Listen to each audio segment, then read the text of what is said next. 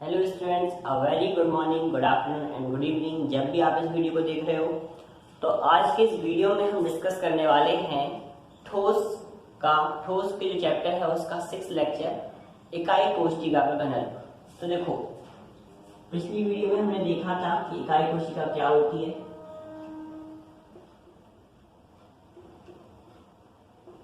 मैं आपको फिर से एक बार बता देता हूँ कि इकाई कोशिका क्या होती है। किसी भी क्रिस्टल जालक में अगर कोई क्रिस्टल जालक है, उस क्रिस्टल जालक का सबसे छोटा भाग जो होता है उसे हम बोलते हैं इकाई कोशिका। उसका नाम भी इकाई है। इकाई का मतलब उसकी छोटी से छोटी इकाई। ठीक है, इस इकाई कोशिका में इसका घनत्व हमको ज्ञात करना है। क्या करना है? घनत्व हमको ज्ञात करना है। उसका सूत्र और उसका सूत्र का जो व्यंजक है वो मैं आपको आज बता रहा हूँ। जैसे जैसे मैं आपको समझाता जाता हूँ आप लिखते जाइएगा और उसको आप नोट कर लीजिए, और उससे जो सवाल आते हैं वो बहुत ज़्यादा इंपॉर्टेंट है, उसको आपको समझना है। ठीक है, तो हम उसके सवाल भी इस वीडियो में आपको बताने वाला हूँ। उसका सवाल एग्जाम्पल्स है और उसका सूत्र कैसे आया वो सब मैं आपको बताने वाला हूँ। देखिए, इकाई कोशिका, अब देखिए हमारे सिलेबस में कौन सी कोशिकाएं घनत्व, कौन सी कोशिकाएं घनीय, यानी ऐसी कोशिकाएं जिनका संरचना घन जैसी होती है। सबसे पहले हम एक घनीय कोशिका बना लेते हैं।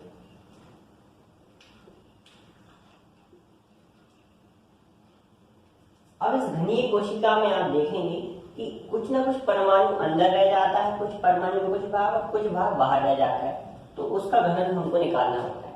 जैसे अगर हम देखें 3 प्रकार की कोशिकाएं बताई थी मैंने। सिंपल यूनिट सेल,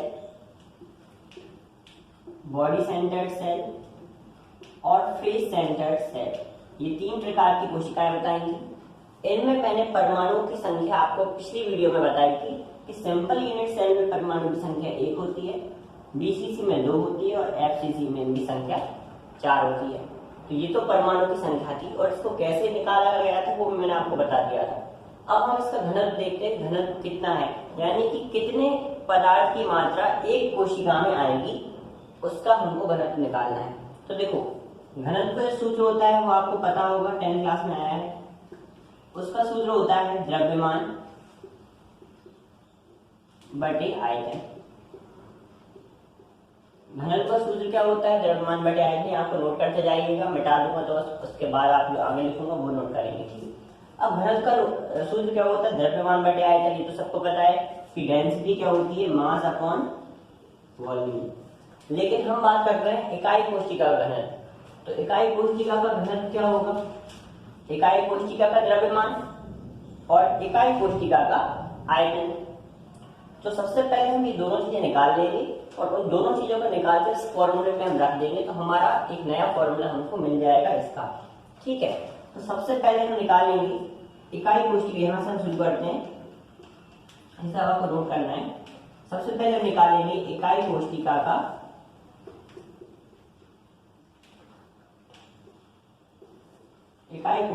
का द्रव्यमान। तो यदि आप मैं देख सकता हूं, आपको दिख रहा है कि नहीं? ठीक है, इकाई कोशिका का द्रव्यमान अगर हम देखें तो क्या होगा? सबसे पहले तो एक कोशिका में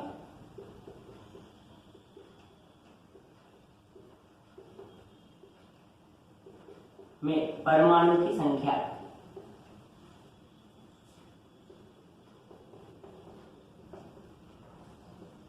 ये एक कोशिका में परमाणु की संख्या इनटू उसका गुणा हम कर देंगे कणों की संख्या, यानी कण।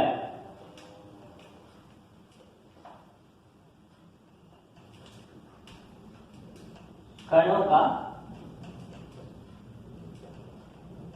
द्रव्यमान, इतना हमको करना है। देखो, एक कोशिका में परमाणु की संख्या, एक कोशिका में परमाणु की संख्या मैं आपको बता चुका हूँ 1, 2 या 4 हो सकती है। और कणों का द्रव्यमान, कणों का द्रव्यमान का मतलब क्या होता है? आप यहाँ पर देखिए, जैसे हमको पता है किसी भी चीज का, ऐसा हाइड्रोजन का द्रव्यमान कितना है? 1 है।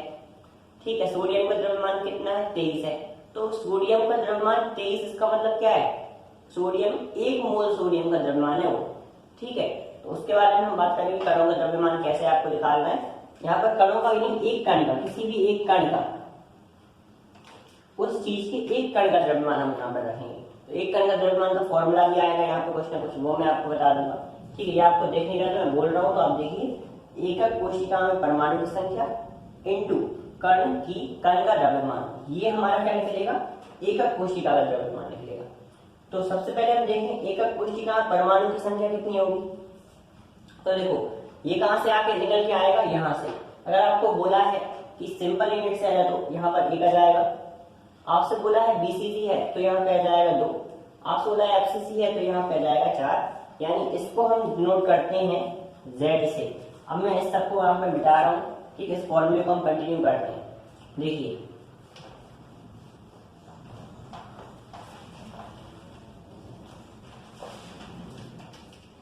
सबसे पहले इसको हम Z से नोट करते हैं, तो ये Z हो गया हमारा।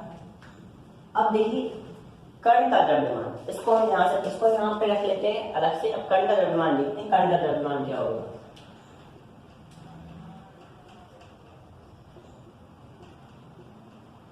तो देखिए, इसके लिए हम समझना पड़ेगा मोल अवधारणा को। किसी भी चीज का एक मोल मतलब कितना होता है, 6.02 इंटू 10⁻23 कण होते हैं। किसी भी चीज के एक मोल में इतने कण होते हैं, 6.02 इंटू 10⁻23। अगर एक मोल में इतने कण होते हैं, इसका मतलब क्या हुआ कि अगर हमारे 23 ग्राम सोडियम है, यानी कि 6.02 इंटू 10⁻23 कण का जो द्रव्यमान होगा वो क्या होगा, मोलर द्रव्यमान। इतने कणों का द्रव्यमान होता है तब वो मोलर द्रव्यमान कहलाता है। ठीक है, जैसे एग्जांपल के लिए सोडियम के 23 ग्राम है, इसका मतलब 1 मोल सोडियम है, इसका मतलब उसमें इतने कण हैं, 6.02 इंटू 10⁻23। तो किसी भी चीज का एक मोल हो, ये मोल कंसेप्ट आपको 11वीं क्लास में था। आप एक बार देखिए, ऐसे 1 मोल मार्कर मेरे पास है, अगर मैंने बोल दिया कि मेरे पास 1 मोल मार्कर है, इसका मतलब ये हुआ कि मेरे पास इतने मार्कर हैं, 6.02 इंटू 10⁻23। किसी ने बोला मेरे पास 1 मोल मोबाइल है, इसका मतलब उसके पास इतने करोड़ों मोबाइल है। ठीक है, तो कुल मिलाकर मतलब क्या हुआ कि किसी भी चीज का एक मोल कितना हो जाएगा, 6.02 इंटू 10⁻23 कण हो जाएंगे। ठीक है, अब हम देखना है कि एक कण का द्रव्यमान से, तो इतने कणों का द्रव्यमान इतना है, कोई भी मोलर द्रव्यमान है, तो एक कण का क्या होगा, इसे हम नोट करते हैं m से। ठीक है, आपको पता है कि एवोगाड्रो संख्या को नोट करते हैं Na से। तो Na कण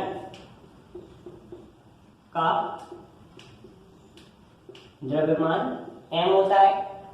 तो एक कण का आपको हमको निकालना है, एक कण का द्रव्यमान, यहाँ पे लिखा है कण, नीचे क्या लिखा था, कण का द्रव्यमान। तो एक कण का द्रव्यमान क्या होगा, एक कण का द्रव्यमान होगा m/Na। ठीक है, ये हमारा निकल के आया, एक कण का द्रव्यमान m/Na। यहाँ पर m क्या है, उस चीज का द्रव्यमान, जैसे कि हम याद करते हैं, और Na क्या है, एवोगाड्रो संख्या। इसको और इसको इंटू करेंगे तब हमारा क्या निकलेगा। अब हम फिर से लिखते हैं यहाँ पर, एकक कोशिका का द्रव्यमान क्या निकला हमारा। अब सोचो आप, किसी एक कण का द्रव्यमान इतना निकला, और एकक कोशिका का हमारा द्रव्यमान, एकक कोशिका में परमाणु की संख्या Z है, तो एकक कोशिका में परमाणु की संख्या Z इंटू एक कण का द्रव्यमान m/Na, ये हमारा निकल गया पूरा द्रव्यमान। किसी एक कोशिका का द्रव्यमान इतना निकल गया हमारा। ठीक है, अब हम क्या करना है, इसको फॉर्मूले में रख देना है जो हमने शुरू में बताया था। ठीक, शुरू में फॉर्मूला कौन सा बताया था, फॉर्मूला बताया था घनत्व का द्रव्यमान बटे आयतन। अब आयतन भी मैं आपको बता देता हूं, निकालने कैसे निकालेंगे आयतन को। अब देखो, कोई भी एक कोशिका है, इकाई कोशिका, ये हमारी इकाई कोशिका है। ठीक है, इस इकाई कोशिका में यहाँ पर जो ए है, ये इसका एक कोई सा भी एक साइड है, ठीक है, कोई सा भी एक साइड हमारा ए है। इसको हम 3 बार इंटू कर देंगे तो हमारा इसका आयतन पूरा निकल जाएगा। यानी कोई भी घन होता है ना, तो उसका ए क्यू क्या निकलता है, इसका आयतन। तो आयतन की जगह पे हम क्या रखेंगे, ए क्यू। तो ये दोनों हमको रखना है। अब देखो z into M upon N A, ये डी निकलेगा हमारा, अपॉन में कर देंगे हम ए क्यू। तो फाइनल हमारा आंसर आएगा z into M upon N A into A Q. ये हमारा सूत्र यहाँ पर निकल कर आया है, z into M N A into A Q. ये जो चीज है आपको अच्छे से समझनी है। इसमें एक एक चीज का क्या मतलब है आपको अच्छे से समझना है। सुनो शुरुआत से। घनत्व का मतलब क्या होता है, द्रव्यमान अपॉन आयतन। द्रव्यमान कैसे निकालेंगे, एक छोटा सोचो आप, इतना बड़ा क्रिस्टल है, कोई सा भी दाना है, उसमें हजारों लाखों एकक कोशिकाएं हैं। उन एकक कोशिकाओं का द्रव्यमान, एक एकक कोशिका का द्रव्यमान हमको निकालना है। तो उस एक एकक कोशिका में जितने भी परमाणु की संख्या है वो रखेंगे, उसमें उसका द्रव्यमान इंटू कर देंगे उस कण का, और उससे इंटू डिवाइड कर देंगे उसके बराबर संख्या। यानी आपको सिंपल ट्रिक बता दूंगा मैं याद करने की। तो ठीक, तो z क्या है यहाँ पर आपको समझ में आ गया कि परमाणु की संख्या, m क्या है उस तल का द्रव्यमान, na क्या है एवोगाड्रो संख्या, और aq क्या है आयतन। फॉर्मूला यहीं से आया है, द्रव्यमान बटे आयतन से, बट एकक कोशिका का द्रव्यमान ये है, इसलिए यहाँ पर हमने ये फॉर्मूला बनाया है। अब देखो, इससे जो न्यूमेरिकल है, जो आंकिक प्रश्न है, वो सब मैं आपको एनसीईआरटी सॉल्व करवा रहा हूँ अभी, उसको ध्यान से देखना। ठीक, आपको सवाल करना यदि आ गया तो आपको इतना ज्यादा इसमें कोई दिमाग लगाने की जरूरत नहीं है। हालांकि इसकी जो ट्रिक है मैं बता देता हूँ आपको। देखो डी जो है वो आप ऐसे याद कर सकते हो, जमुना। इसमें आपको पूरा का पूरा फॉर्मूला याद हो जाएगा, जमुना। देखो जब से z मां से m, आपको याद रखना है कि जब ऊपर आएगा और फिर ना नीचे आएगा, ना मतलब n और इंटू ए क्यू। अब एन ए होता है, एवोगाड्रो संख्या एन ए होती है, तो एन ए रखेंगे। ये पूरा फॉर्मूला आपका बन जाता है Z M upon N A into A Q. यदि आपको लगता है कि आपको ये समझ में आ चुका है तो अब खुद से सवाल करके सॉल्व करके देखिएगा। एक सवाल में करवा दूंगा, उसके आगे के 2 सवाल आप खुद करके देखिए, ठीक है।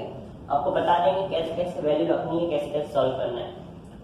सवाल बहुत इंपॉर्टेंट है, कंपटीशन में जरूर आते हैं इसके, ठीक है। अब ये पूरा नोट करके, इस फॉर्मूले को याद करके, एक्स किरण विवर्तन अध्ययन द्वारा ज्ञात हुआ कि तांबा इतनी 3.608 इंटू 10⁻³ सेंटीमीटर एकक कोशिका कोर के साथ एफसीसी एकक कोशिका के रूप में क्रिस्टलीकृत होता है। ऐसा सवाल लिखा हुआ पूरा जमा के दिया है आपको। आपको इसमें से जो चीजें ढूंढनी है, निकालनी है चीजों को, और फिर आपको वैल्यू पुट करनी है। देखो अब सबसे पहले जब न्यूमेरिकल सॉल्व करो तो आपको यहाँ लिखना है हल, ठीक है, क्योंकि न्यूमेरिकल है, आप आंसर नहीं लिख सकते।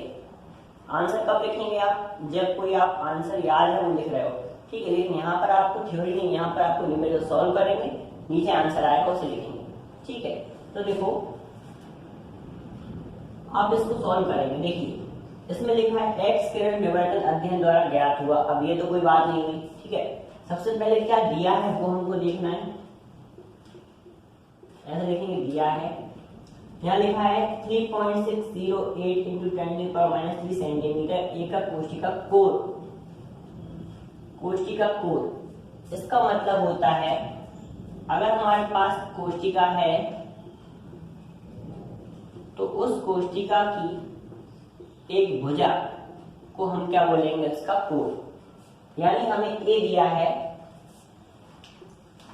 3.6 इंटू 10⁻³ सेंटीमीटर, ठीक, एक चीज हमें मिल गई। फिर लिखा है एफसीसी। एफसीसी का मतलब ये हुआ कि एफसीसी के लिए जेड की कितनी संख्या होती है, 4, यानी जेड हमें मिल गया। फिर बोला है कि फिर से ये होता है, ठीक है। फिर बोला तांबे का घनत्व दिया है, घनत्व कितना है, डी, डेंसिटी कितनी है, 8.92 इंटू ग्राम पर सेंटीमीटर क्यूब। इसकी इकाई दी है हमको ग्राम पर सेंटीमीटर क्यूब। फिर तांबे का परमाणविक भार ज्ञात कीजिए। देखो तांबे का परमाणविक भार यानी कि हमको निकालना है m।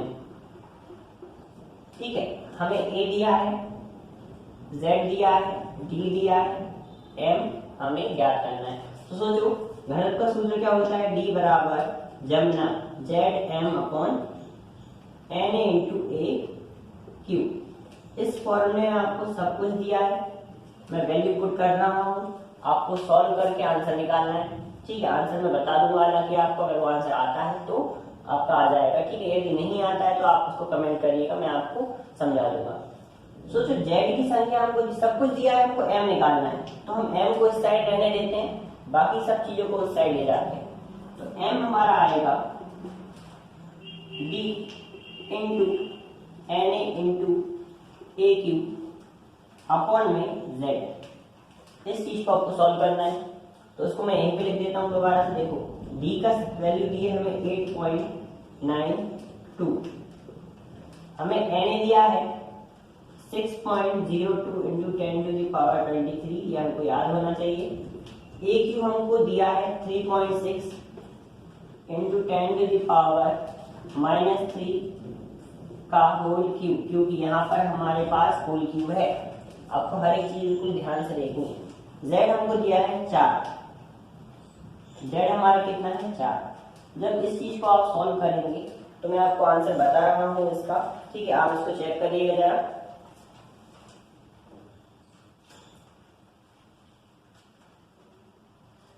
इस सवाल को सॉल्व करने के बाद आपका आंसर आएगा, जो कि कॉपर का द्रव्यमान होता ही है 63.1। ठीक है, 63.1 आंसर यहाँ पर आपका आएगा। देखिए सॉल्व करने के लिए आपको मैथ नहीं लगानी कोई बहुत बड़ी, आपको केमिस्ट्री के हिसाब से इसको सॉल्व करना है। जितनी भी चीजें होती हैं सबको हटा दीजिए एक्स्ट्रा। जैसे 8.9 को आप 9 बना सकते हैं, बिल्कुल पास में है 9 की, 9 बना सकते हो इसको। 6.02 को आप 6 लिख सकते हो, 3.6 है तो 3.5 लिख सकते हो। थोड़े बहुत चेंजेस आप कर सकते हो आपकी सहूलियत के हिसाब से, बाकी कोई चीज नहीं होने वाला। ठीक है, आप ऐसा नहीं कर सकते 3.6 को 3 बना ले या फिर 3.6 को 4 बना ले। केमिस्ट्री में जब आपको ऑप्शन सॉल्व करने होते हैं, ऑप्शन वाले सवाल, तो आपको आंसर लगभग मिल जाता है। ठीक है, इस तरीके से आपको सॉल्व करना है। पावर सॉल्व करना आपको आती होंगी। ठीक है, यदि आपको नहीं आती तो आप उसे सीख लीजिएगा, नहीं आती तो कमेंट कर दीजिए, मैं आपको बता दूंगा।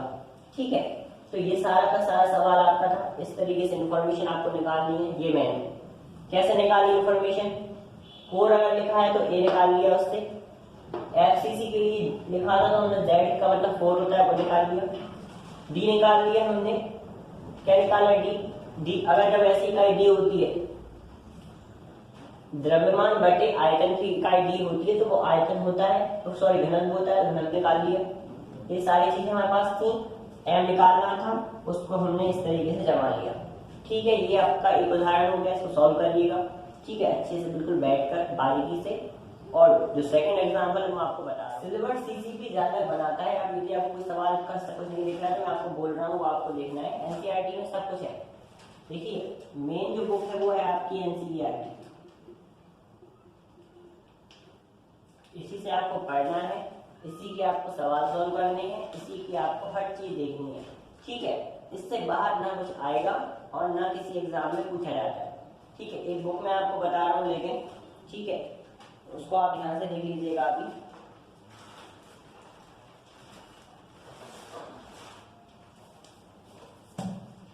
ये जो बुक है ये मैंने कई सारे स्टूडेंट्स को बता दी थी, ले ली थी उन्होंने। अब मैं आपको बता रहा हूँ ये book NCERT at your finger tips. ठीक है, इसका कवर निकाल लीजिए, NCERT at your finger tips. ठीक है, इसके कई सारे सवाल इसमें आपको मिल जाएंगे एनसीईआरटी से रिलेटेड। जैसे आप देखिए इस बुक में पूरा 11th और पूरा 12th का सिलेबस कंबाइंड दिया हुआ है। देखो कंबाइंड सिलेबस 11th और 12th का दिया हुआ है, तो ये बुक आपके लिए कंपलसरी है यदि आप 11th 12th पढ़ रहे हैं केमिस्ट्री तो। ठीक है, अगर आपको अच्छे से सॉल्व करना है केमिस्ट्री, हाँ अप्लाई सवाल सॉल्व करने हैं, तो ये बुक आपके लिए कंपलसरी है, तो आपको ये खरीद लेना। ज़्यादा महंगी बुक है नहीं। ठीक है, 500 रुपये की 11th और 12th दोनों में है, तो ₹250 की पड़ेगी, 250 की 11 की और 250 की 12 की, दोनों कंबाइन है। दूसरी चीज में एनसीईआरटी के पूरे लगभग 100 क्वेश्चन दिए हैं हर चैप्टर के, जो मैं सॉल्व करवाने वाला हूँ वैसे तो, ठीक है। यहाँ पर ज्यादातर क्वेश्चन मैं देखूंगा उससे रिलेटेड जो होंगे सॉल्व करवा दूंगा, लेकिन जो रिलेटेड नहीं है या फिर जो कॉम्पिटिशन के ही है सिर्फ, वो आपको सॉल्व करना है, यहाँ पे मिल जाएंगे आपको, ठीक है। दूसरी बात ये कि एनसीईआरटी के जो इसके बाद में एनसीईआरटी के एग्जाम्पल्स होते हैं जो बुक में दिए होते हैं, वो भी आप सॉल्व कर लेंगे तो आपकी 100% तैयारी हो जाएगी, ठीक है। तो इसको लेना है आपको। अब इस एग्जाम्पल को हम जरा देख लेते हैं ध्यान से, ठीक है।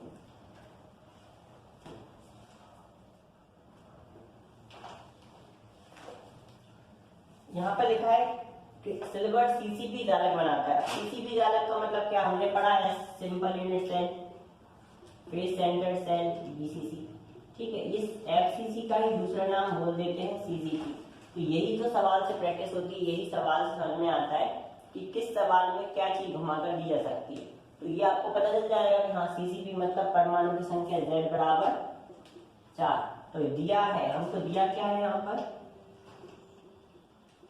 दिया ये है कि Z बराबर 4, ठीक है, पहली चीज तो ये। दूसरा क्या, एकक कोशिका कोर की लंबाई, कोर की लंबाई यानी ए कितना दिया है, 408.6 प्रधानमंत्री, ठीक है। तो 408.6 प्रधानमंत्री हैं, मतलब पीएम ना, प्रधानमंत्री। तो यही चीज तो गड़बड़ हो जाती है, न्यूमेरिकल में कुछ नहीं है, ज्यादा कुछ कठिन नहीं होता, बस पीएम, अब पीएम दे दिया तो वही कंफ्यूज। पीएम का मतलब होता है 10⁻12 मीटर। ये यदि आपको पता है तो आपका सवाल गलत हो ही नहीं सकता, ठीक। लेकिन यहीं पर वैल्यू पुट नहीं करी तो सवाल गलत हो जाएगा। दूसरा नैनोमीटर आता है, उसकी वैल्यू होती है 10⁻9 मीटर।